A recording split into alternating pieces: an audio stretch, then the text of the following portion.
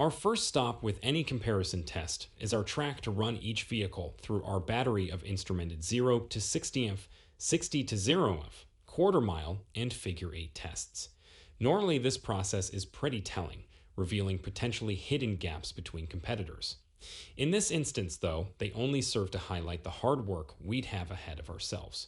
We encourage you to peruse the chart at the bottom of the article once you've finished it, but suffice it to say, no vehicle was separated by more than a second in acceleration or handling tests.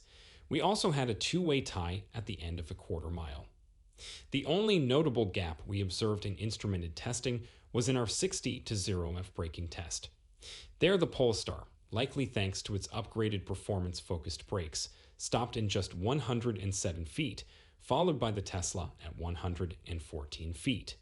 The Ioniq 6 lagged far behind the other two, needing 128 feet to come to a standstill. Clearly, we'd have to rely on our subjective road evaluations to help suss out a winner.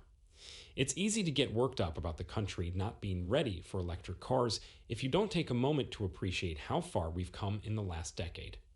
The best-selling electric vehicle in 2014 was the Nissan Leaf, with about 30,000 sold.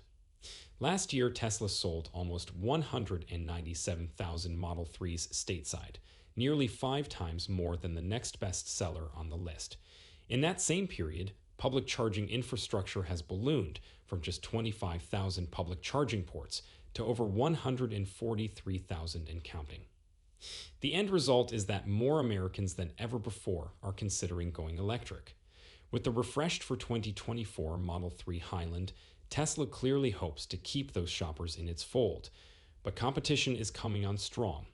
The 2024 Hyundai Ioniq 6 aims to offer up Lucid Air levels of aerodynamics and next-generation 800-volt charging speeds at Model 3 prices.